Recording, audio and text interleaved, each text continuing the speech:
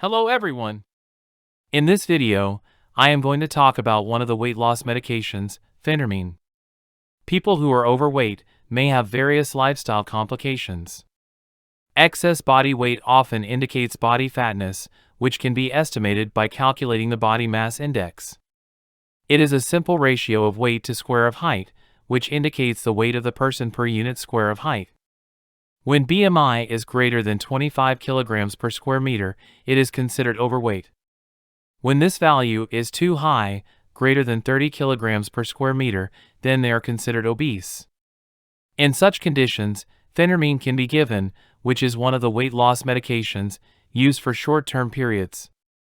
It can be used along with proper exercise and diet control to treat exogenous obesity in people with a body mass index greater than 30 kilograms per square meter.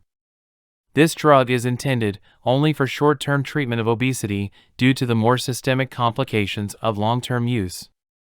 It can be used for up to 12 weeks to produce significant weight loss. Phentermine acts by increasing sympathetic stimulation in the hypothalamus of the brain. It increases neuronal transmission of norepinephrine, which then controls appetite centers within the brain. Even though this drug is indicated for weight loss in obese people, in a few conditions, it can be given to overweight people with a body mass index greater than 27 kilograms per square meter.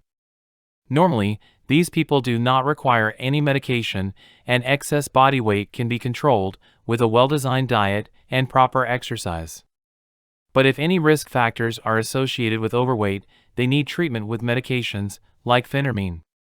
For instance, the coexistence of diabetes, controlled hypertension, or elevated levels of lipids may increase the risk of systemic complications in overweight people. In this context, Phentermine can be given again for a short period of time to produce significant weight loss. So today in this video, I am going to talk about Phentermine, and we will elaborate on how to take this medication. Whether it is to be taken either with food or without food, when it should be taken either in the morning or evening, and what is the usual dose, we will discuss here. We will also see how Phentermine works, what to avoid while taking it, and discuss important precautions for this medication. Finally, we will discuss the important side effects produced by Phentermine. If you found this video to be particularly interesting, please don't forget to subscribe to my channel and click the like button to show your support. Also hit the bell icon to receive alerts about new videos. First, let's see how to take Phentermine.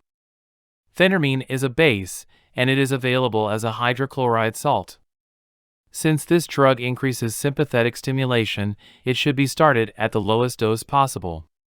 Generally, for short-term treatment of obesity, this medication is started at a dose of 37.5 milligrams, taken once daily. This is the dose of Phentermine as hydrochloride, which is equivalent to 30 milligrams of free Phentermine base. This medication is indicated for adults, but for children younger than 16 years, it is not intended for use.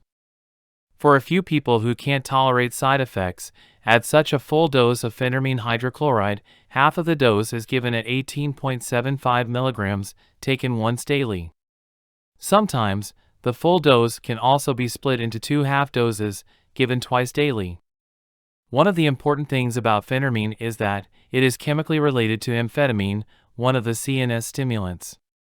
So just like amphetamine, Phentermine can also produce CNS stimulation that may result in the induction of insomnia, leading to trouble sleeping. That's why Phentermine should be avoided in the late evening, as it affects sleep during the night. Preferably, it is taken in the morning to produce better control over appetite throughout the day. Food has no effect on the absorption of Phentermine, so it can be taken either with or without food. But as the drug is intended to control appetite, it is better to take this medication before breakfast. It can also be taken after breakfast, where a 1 to 2 hour gap should be maintained to produce better control over appetite for the remainder of the day. Now let's see how this Phentermine works. Phentermine hydrochloride is one of the sympathomimetic agents.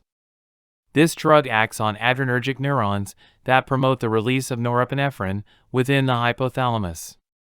This gives control over appetite by affecting appetite centers in the brain. So the main site of action of phentermine is the hypothalamus, where adrenergic neurons store norepinephrine. When it is released, it can stimulate beta-2 receptors located on postsynaptic neurons. Normally, when calcium enters the presynaptic nerve terminals, it can release norepinephrine, which activates these beta-2 receptors. Phentermine can act in an indirect way to promote the release of norepinephrine. The main target of this drug is the norepinephrine transporter. Through this transporter, it can enter the presynaptic nerve terminal, where it displaces norepinephrine from storage vesicles. This displaced norepinephrine can be leaked out of the neuron into the synaptic cleft through the same transporter. In this way, for every entry of phentermine, more norepinephrine is released, which improves the levels of this mediator in the synaptic cleft. This results in enhanced activation of postsynaptic beta-2 receptors, which leads to increased cyclic AMP levels. Finally, this brings control of appetite centers in the brain, resulting in reduced food intake.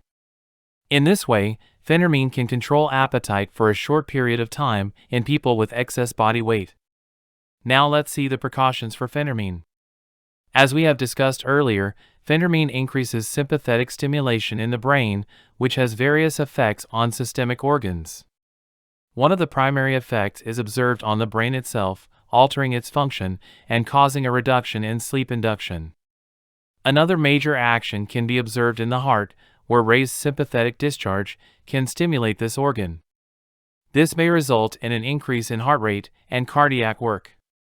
A third effect can be observed on the thyroid gland, increasing its activity. Finally, it can also affect the eye. Among these, the effect of phentermine on the heart is of important concern. As the heart is stimulated, it elevates blood pressure. Therefore, this drug should be carefully used in patients with even mild hypertension.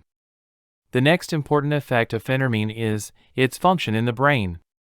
Use of this medication may result in an impaired ability to concentrate and perform daytime activities. So caution should be exercised while driving the vehicles or even working with the machinery, particularly within the first few weeks of the treatment. The impairment of abilities is more pronounced when this phentermine is combined with alcohol. Another effect brought on by sympathetic stimulation with the use of phentermine is observed in the eye. It can increase intraocular pressure, which is why it should be avoided by people with glaucoma. Similarly, it can increase the synthesis of thyroid hormones. This may increase agitation and anxiety in people.